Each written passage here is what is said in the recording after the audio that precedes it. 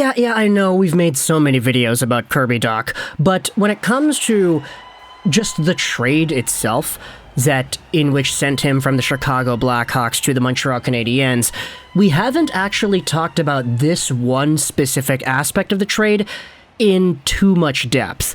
And because we have ourselves an NHL season that is going to start up soon, and because we have ourselves an NCAA season that is going to start up soon as well, might as well get this conversation out of the way before everything kind of snowballs into a bigger conversation as to who's better, who's not, whatever. Because when it comes to the Kirby Dach trade from Chicago to Montreal, there pretty much was a return that a lot of Canadiens fans did not associate with all too much. The reason I say it like that is because the Montreal Canadiens ultimately traded away what was Alexander Romanov for Kirby Dach. You have to follow a series of 2 trades to get to that conclusion, but essentially the Habs traded away Romanov to New York for the 13th overall pick, and then that 13th overall pick was sent over to Chicago, wherein the Blackhawks sent Dach to Montreal.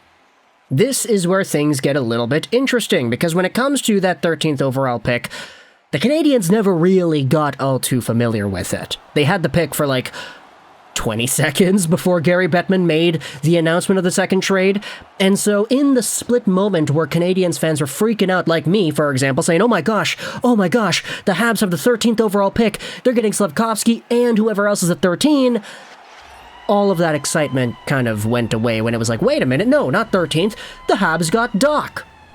And so, when it comes to who the Blackhawks actually used 13th overall for, I wanted to open up this conversation as to Kirby Dach and how he compares to the player that Chicago selected. Let's talk today about Dach, as well as the 13th overall pick in the 2022 NHL Entry Draft by Chicago, Frank Nazar III.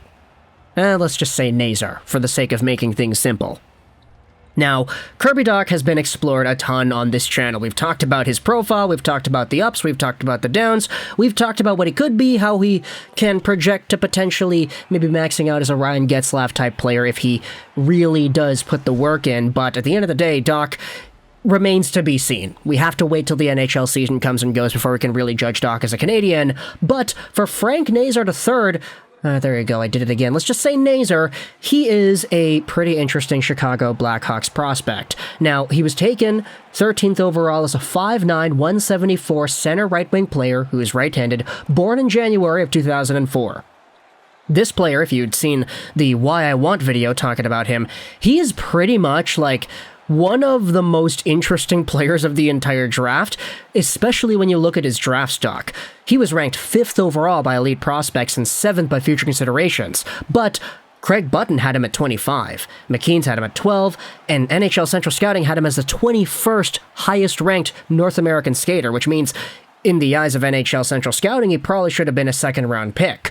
Now, for Nazar, he's a really interesting player in the way that he's able to create offense, because he is just such a smart hockey mind when it comes to facilitating play. He put up 70 points in 56 games this most recent NTDP season, with 28 goals and 42 assists in the process.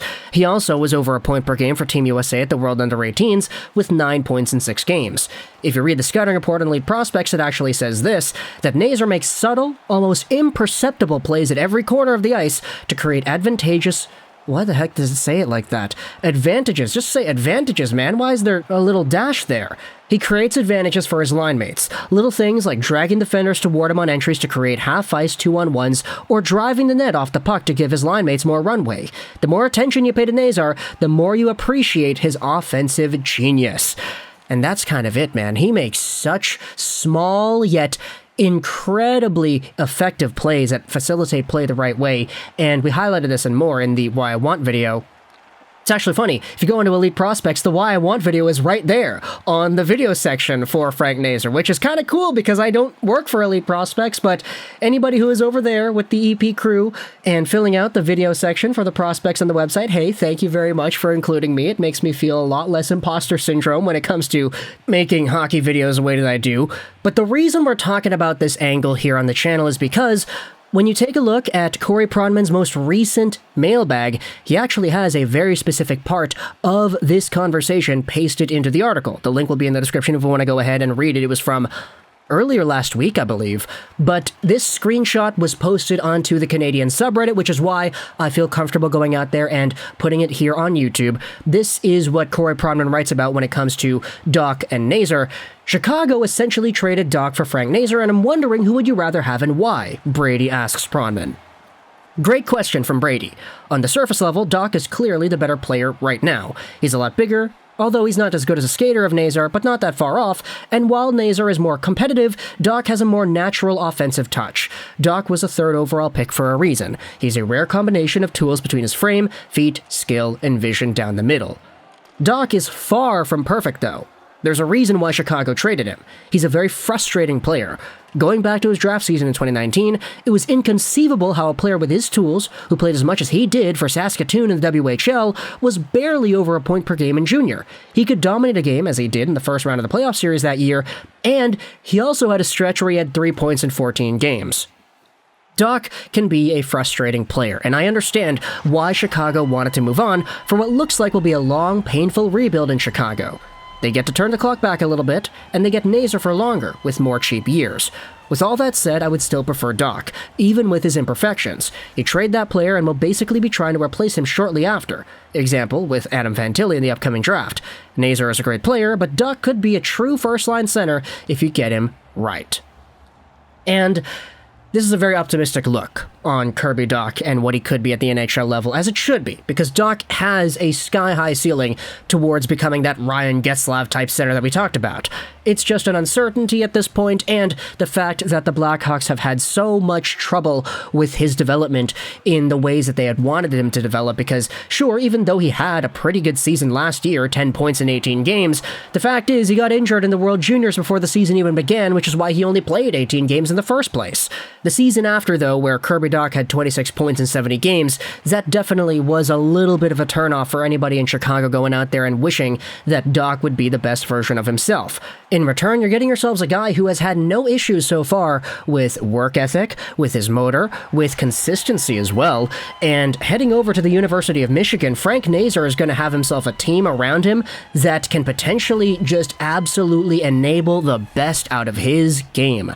Not only is Nazar going over there with Luke Hughes, who is a pretty good prospect, Seamus Casey, a pretty good prospect too, and a few other top-round guys from the 2022 draft like Rutger McGroarty, but you also have yourselves Adam Fantilli, for one, who is going over to this team. He's projected to going somewhere in the top 5 of the 2023 draft. If Chicago was bad enough, they could maybe draft Fantilli and have themselves the Nazar-Fantilli connection carry over from Michigan to Chicago. That sounds pretty good if you ask me.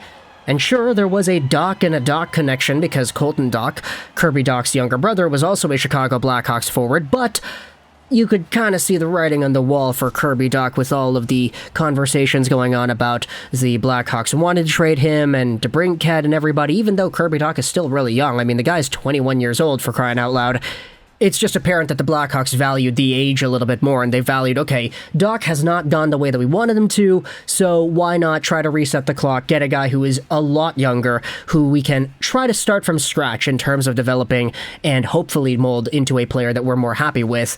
Because Dach, even though he does have some room to grow, I feel like it's a lot better for him to be growing in a Montreal system that is already on the up and up, rather than a Chicago system that just gone through a big fire sale of everybody on their team. They let Kubalik and Strome go to free agency for free. Like, how can you justify that? Either way, talk in the comments your thoughts about Kirby Dach versus Frank Nazar. I like Nazar a lot. I've said this before in several videos, but I do think that he has a super high ceiling. It's just a matter as to whether or not he is going to be able to achieve that, especially as a 5'9" forward, but I don't know. We'll see what he does in Michigan next season. Chicago fans, talk to me in the comments your thoughts about Nazar and how good you think he is as a prospect.